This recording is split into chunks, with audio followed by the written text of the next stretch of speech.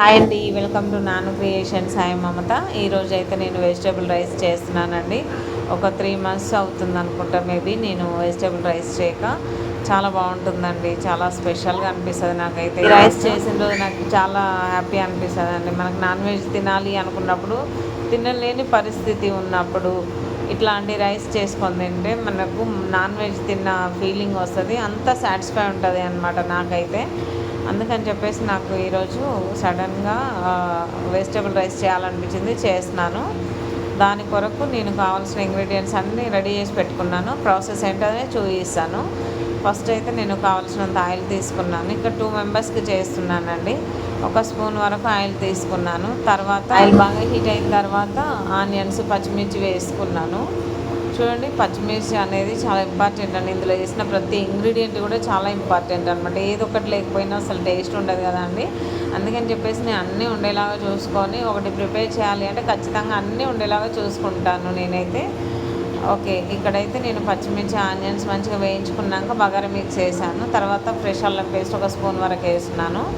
ఇది మంచిగా పచ్చివాసన బయట వేసుకుందామండి. ఈ విధంగా బాగా కలుపుకోవాలి. ఒక 2 minutes పాటు మంచిగా అల్లం పచ్చివాసన లేకుండా ఆయిల్లో ఫ్రై చేసుకున్న తర్వాత ఇక వెజిటేబుల్స్ అయితే వేసుకుందాము. ఇందులో నేను వెజిటేబుల్స్ ఏం వేస్తున్నానంటే బీన్స్ లేవండి. బీన్స్, పొటాటో, క్యారెట్ ఈ మూడింటితో చేసుకుంటే వెజిటేబుల్ రైస్ అనేది చాలా బాగుంటుంది. నా దగ్గర బీన్స్ లేకుండే ఆలుగడ్డ, క్యారెట్ ఉంటే చాలా. మ్యాక్సిమం నేను ఆలుగడ్డ, క్యారెట్ తోటి ఎక్కువ చేస్తూ ఉంటాను.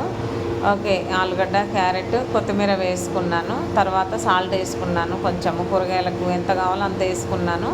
మనం ఈ టైంలో సాల్ట్ వేసుకోవడం వలన కూరగాయలకు పర్ఫెక్ట్గా పడుతుంది. సాల్ట్ అనేది టేస్ట్గా ఉంటాయి, సప్పకుండా. మూత పెట్టుకొని లో ఫ్లేమ్లో ఒక 5 నిమిషాలు మగ్గించుకుందాము. 50% అయితే మంచిగా ఉడికినాయి కదా అండి. ఇవి ఉడికినాయి కదా. ఇందులో మనము వాటర్ వేసుకుందాము. రైస్ పైన వాటర్ ఉంటుంది కదా, ఆ వాటర్ అయితే వేసుకుందామండి. నేను 1/2 hour అయితే రైస్ నానబెట్టుకొని పక్కన పెట్టేసుకున్నాను. ఆ రైస్ అనేది కంప్లీట్గా నానిన తర్వాత నేను ఇక్కడ ప్రిపేర్ చేస్తున్నాను అనమాట. తర్వాత దీనికి తగ్గట్టు సాల్ట్ వేస్తున్నాను.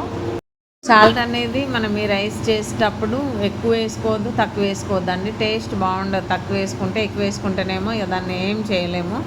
కాబట్టి తక్కువ వేసుకోవద్దు, ఎక్కువ వేసుకోవద్దు అనమాట. కూరలో అయితే తక్కువ వేసుకున్న అడ్జస్ట్ చేసుకోవచ్చు తర్వాత. కానీ ఈ రైస్ ఒకసారి ఉడికిందంటే దాన్ని ఏమీ చేయలేము. కాబట్టి చెక్ చేసుకోవాలి అనమాట.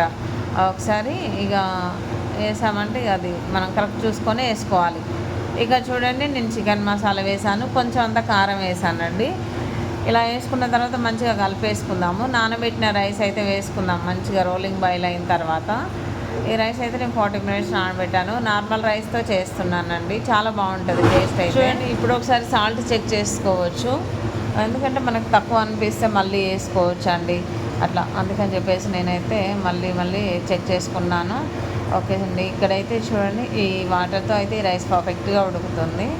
చూసారు కదండి. ఒక్కసారి మంచిగా కలిపేసుకొని మూత పెట్టేసుకొని ఒక 4 minutes వదిలేస్తే లో ఫ్లేమ్లో మనకి పర్ఫెక్ట్ బిర్యానీ రైస్ అయితే అయిపోతుంది అనమాట. వెజిటేబుల్ బిర్యానీ రైస్ సూపర్ అండి. ఎంత బాగుంది కదా చూడడానికి. తింటే కూడా చాలా టేస్టీగా ఉంటుంది అనమాట. మంచిగా చేశాను. సింపుల్గా మనకు బిర్యానీ తినాలి అనిపించినప్పుడైనా, నాన్ వెజ్ తినాలి అనిపించినప్పుడైనా సరే ఇట్లా వేసుకొని తింటే మనకి నాన్ వెజ్ అనేది తిన్న ఫీలింగ్ వస్తుంది అనమాట. నాకైతే అంతే ఉంటుంది. చాలా బాగుంటుందండి.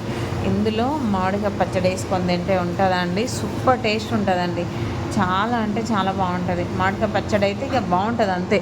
అందుకని చెప్పేసి నేను దీంట్లోకి అయితే ఏం కూర చేయలేదు. ఉట్టి తిన్నా సూపర్ టేస్ట్ ఉంటుంది. ఎందుకంటే మనం స్పైసెస్ వేసుకున్నాము, కారం వేసుకున్నాము. బట్ ఉత్తిది తిన్నా చాలా టేస్టీగా ఉంటుంది. కాకపోతే నేను మామిడికాయ పచ్చడి అయితే తీసాను అనమాట. కొత్తగా చేసిన మామిడికాయ పచ్చడి. ఇక రెండింటి కాంబినేషన్ అయితే ఇక మాటలు ఉండవండి. అయిపోయిందాక మాటలు ఉండవు అనమాట. సూపర్ టేస్ట్ ఉంటుంది. నాకు ఇది మస్తు నచ్చింది. ఇందులో నేను ఆనియన్స్తో సర్వ్ చేస్తున్నాను. ఫైనల్గా అయితే ఇక మామిడికాయ పచ్చడి వేసేస్తాను అనమాట. ఇక లాస్ట్లో అయితే కొంచెం పెరుగుతో తింటే ఉంటుంది అండి. మనం ఎంత కష్టపడి చేస్తామో అదంతా మర్చిపోతాం అనమాట. అంత బాగుంటుంది. చాలా అంటే చాలా టేస్టీగా ఉంటుంది. ఈజీగా టేస్టీగా చేసుకునే వెజిటేబుల్ రైస్ అనమాట. Okay friends, bye, thank you.